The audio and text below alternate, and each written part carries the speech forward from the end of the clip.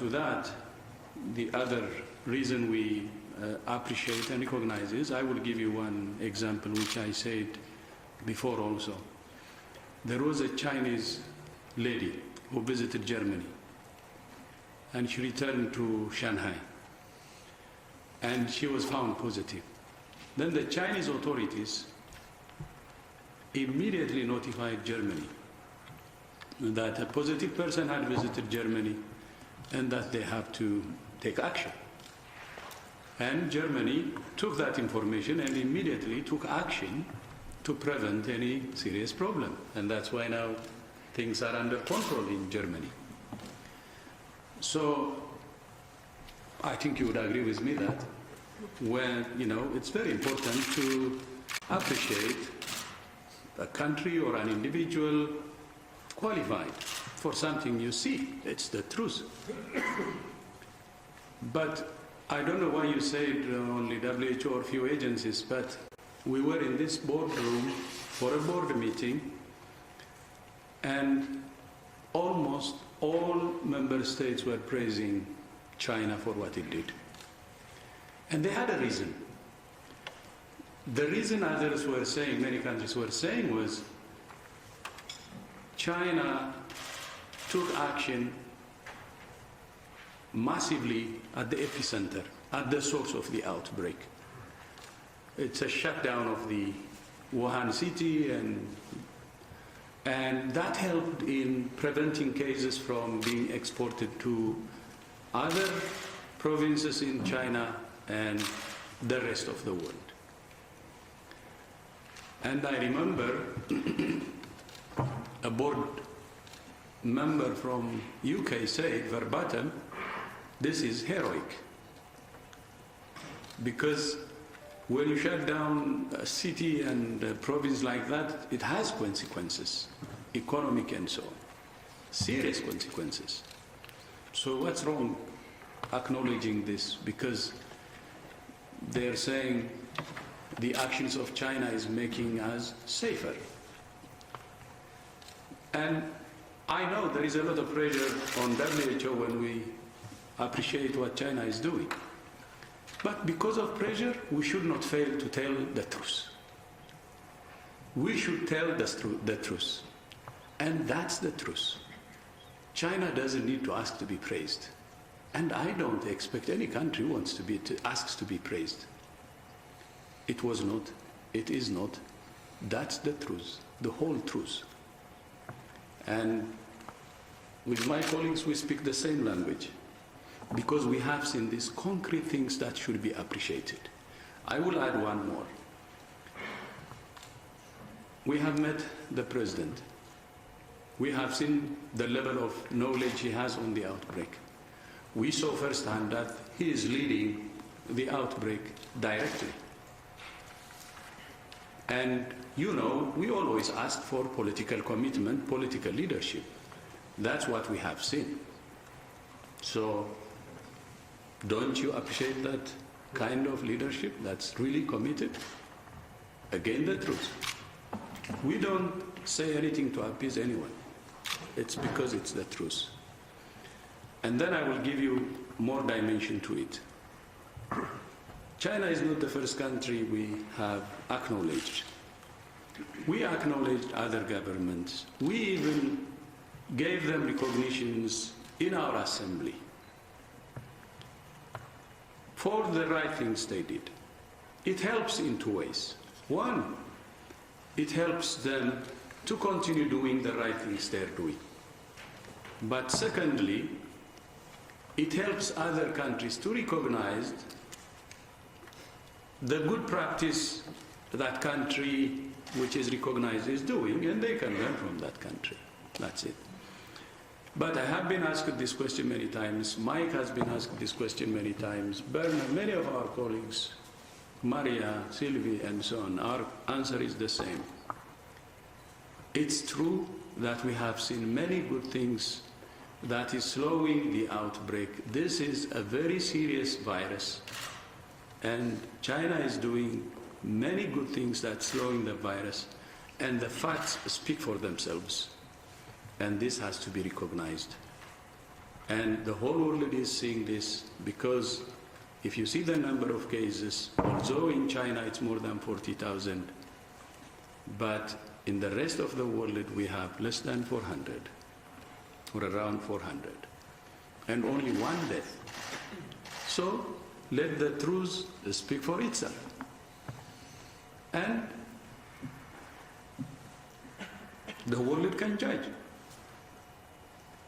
There is no abstraction here, or there is no, what do you call it, spinning here, because if the rest of the world had cases, especially in the 24 countries which have reported cases, I don't think they will hide it. It's because they don't have cases. That's what we think. So the world, the rest of the world is still safer compared to Wuhan and the Hubei province, by the way. It's in a better shape. And that's why I always say there is a window of opportunity. So while we have this small number of cases, 400, and only one death, there is a window of opportunity. Please, the world, wake up to really hammer this virus and prevent it from being a serious problem or a crisis in the rest of the world. And I hope you will agree with me that you take all the factors whichever way, there are things that should be recognized. And because of pressure, I will not stop doing that or saying that, because it's the truth. Even if it's just one person staying and telling the truth, I think that should be the case. And we're telling the truth, and we will tell the truth. And that's what we believe. This is not just personal to Tedros. It's our position. We have been together when we traveled. Mike was with me, Bernard was with me, Sylvie was with me. We have seen what we have seen. And we are giving qualified recognition. And actually, my call is, please, let's recognize as a world, as a globe, what China is doing and help them and show the solidarity. If there is any problem in the process on the outbreak, something that they failed to do, there will be challenges. There are challenges. I know there will be weaknesses. Even China itself is saying it. We will assess that, learn from it, and improve for the future. But now, what's important is not stigmatizing a country or attacking a country, but stand in solidarity and fight against this common enemy, COVID-19, or the virus. We have to fight it in unison, as humanity, because we're one. And this virus attacks every human being. No one is immune. It's a threat to all of us. So we should start in unison. I think it's time to really unite and attack this virus. I was so humbled and I was so happy today when I sat with scientists full of this house.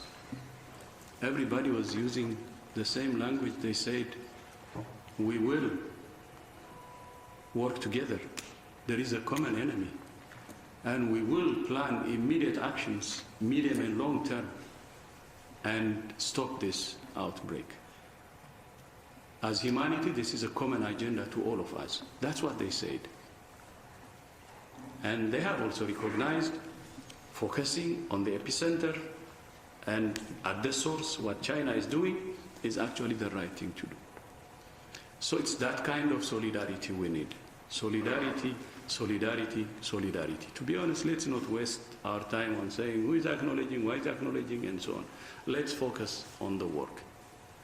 Let's calm down, no panic, no fear, and try to do the right things with solidarity. And that's what I would ask. Thank you. We'll conclude with these important words from Director General. There was a question on the case definition.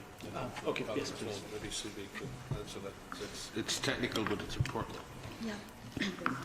So I think yesterday we had the same question, and we have checked with our colleagues who are currently in Beijing and also our country office about this case definition, and they send us the document and so on.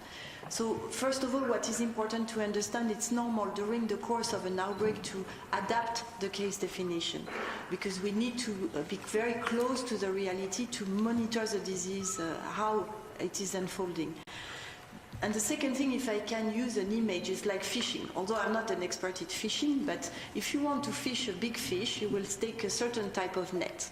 If you want to fish small fishes, you will take another type of net. So it's normal to change the size of the net when you want to take a different type of fishes. And here it's exactly the same.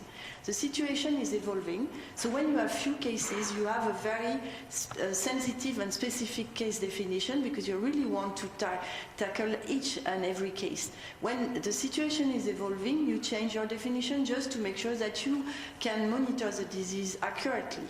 And this is what they have done recently, changing the case definition to incorporate mild cases that were not in the initial case definition, but also integrate the cases that are post-symptomatic or with little symptom, because they were testing contacts around the cases.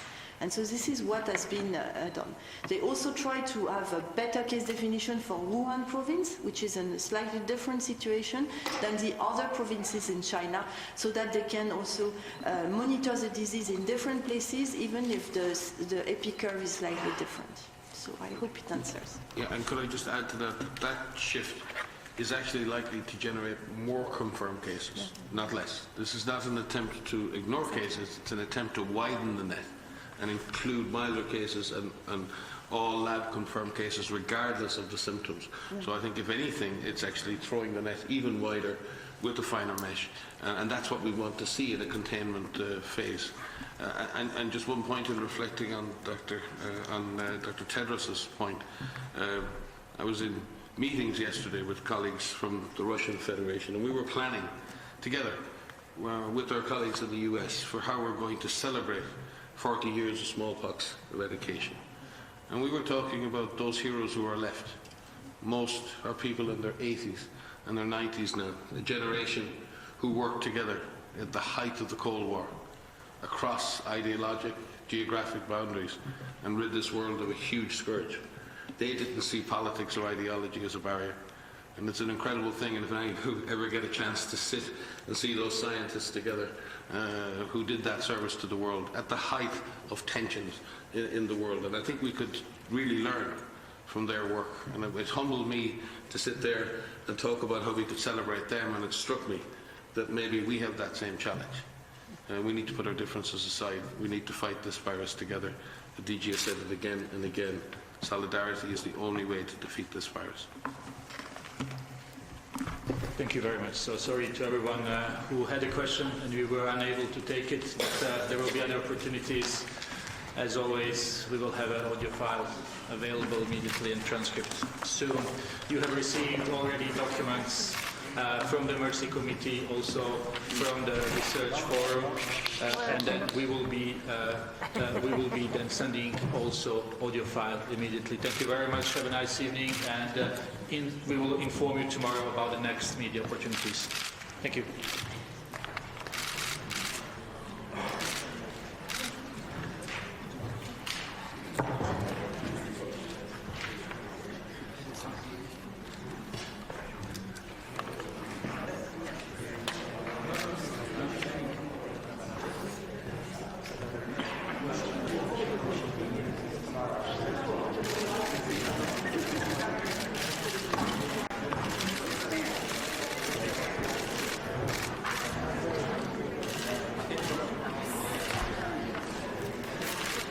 Je vous en prie.